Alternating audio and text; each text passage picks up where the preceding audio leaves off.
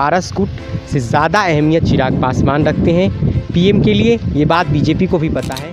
पारस का जो भविष्य होगा वो अब हाजीपुर सीट से वो लड़ना चाहते हैं, लेकिन उस सीट से चिराग पासवान लड़ेंगे। छाछ भी फूक फूक कर पीता है, लेकिन दूध का जला पानी भी फूक फूक के सियासत में चिराग पासवान पिएंगे। और बीना देवी को फिर वैशाली से चुनाव लड़ाए ऐसा दिखता नहीं है, क्योंकि चिराग पासवान एक बार धोखा खा चुके हैं। दोबारा वह धोखा खाने के मूड में नहीं है, दोबारा कोई रिस्क नहीं लेना चाहते हैं। इसलिए बीना देवी को कोई और रास्ता तलाशना हो। पारस और प्रिंस पासवान को ही अगर एडजस्ट कर देती है भाजपा तो यही बड़ी बात होगी। बीना देवी, चंदन सिंह और महबूब अली कैसर, इन तीनों को टिकट नहीं मिलेगा, इसकी कोई गारंटी नहीं। इसीलिए नमस्कार, आप देख रहे हैं रिपब्लिक बिहार और मैं हूं आपके साथ अभिषेक कुमार।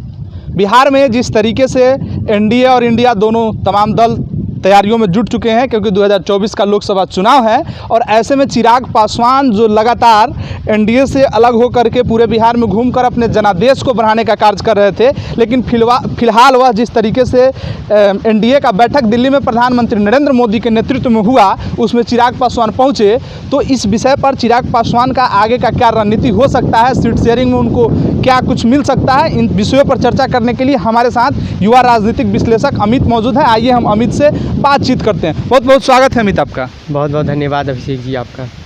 लोकसभा चुनाव है अगले वर्ष और चिराग पासवान जिस तरीके से पूरे बिहार में घूम करके अपने जनादेश को मजबूत किए हैं, ऐसे में जब वह एनडीए के बैठक में शामिल होने दिल्ली गए थे और प्रधानमंत्री जिस तरीके से उनको गले लगाए, क्या संदेश जा रहा है इसका? इससे सीधा एक ही संदेश था कि पारस गुट से ज़्यादा अहमियत चिराग पासवान रखते हैं पीएम के लिए। ये बात बीजेपी को भी पता है कि चिराग पासवान का एक वोट है जो पशुपति पारस के पास नहीं है। सांसद होना और मंत्री होना अलग मसला है, लेकिन वोटर्स होना, जो वोट आपके लिए डाले चुनावों में, ये दो अलग अलग बातें हैं। और चिराग पासवान के पास आज की तारीख में बिहार में एक अच्छा खासा वोट बैंक है, जिस बात को बीजेपी नेतृत्व भी समझता। और पीएम ने गले लगाकर चिराग पासवान को बगल में खड़े पशुपति पारस को सीधा संदेश दिया है। राजनीति संकेतों से चलती है और ये संकेत पशुपति पारस भी समझ गए।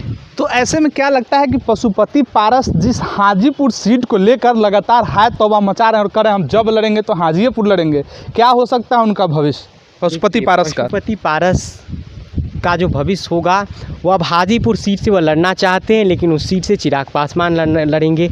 ये बात लगभग तय है चिराग पासवान के बयानों से और उनके एक्टिविटी से। ऐसा लगता है जिस तरीके से वो हाजीपुर में सक्रिय रहते हैं बतौर सांसद और बतौर मंत्री, हाजीपुर के मुद्दों पर पशुपति पारस सक्रिय नहीं रहते हैं। पशुपति पारस को हो सकता है कि इस दोनों में सुलह करा लिया जाए, और अगर सुलह नहीं होता है तो राज्यपालों की कुछ सूची आनी है कुछ नामों की, तो उसमें उन्हें एडजस्ट कर दिया जाए। मैंने माना जाए कि चाचा का बिहार की राजनीति से अब विदाई तय माना जाए। ये लगभग तय है। या तो वह चिराग पासवान के साथ आ जाए तो कोई लोकसभा सीट उन्हें मिल जाएगा हाजीपुर छोड़कर, और अगर ऐसा नहीं होता है तो फिर पशुपति पारस को राज्यपालों की एक सूची आनी है कुछ महीने के बाद, तो उसमें उन्हें एडजस्ट कर दिया जाए। उन सांसदों का क्या होगा जिन्होंने लोजपा के टिकट पर पिछले बार चुनाव तो जीत गए, हालांकि जब बारी आई लोजपा को समेटने की और चिराग पासवान को जब नेतृत्व मिला, तो ऐसे में उन्होंने पशुपति पारस को अपना नेता माना और उन्होंने पशुपति पारस के नेतृत्व में लोजपा को तोड़ करके एक अलग लोजपा बना, राष्ट्रीय लोक जनशक्ति पार्टी, तो उसके साथ चले गए। तमाम सांसद, चिराग पासवान को अगर छोड़ दिया जाए तो लोजपा के तमाम सांसद अलग गुट में चले गए। उन सांसदों का क्या होगा? उसका क्या होगा काटिया? वो कहाँ जाएंगे? ये महबूब अली कैसर नीतीश कुमार से मिलते हैं, और बीना देवी पिछले कुछ महीने में 4 बार चिराग पासवान से मिल चुकी है, और 72 घंटा के अंदर 2 बार मिल ली थी। कोमल सिंह भी उनके साथ एक तस्वीर में थी। तो इसका मतलब यही है कि वह टिकट के लिए वैशाली से चाहते हैं कि चिराग पासवान उन्हें टिकट दे, लेकिन दूध का जला छाछ भी फूक फूक कर पीता है, लेकिन दूध का जला पानी भी फूक फूक के सियासत में चिराग पासवान पिएंगे।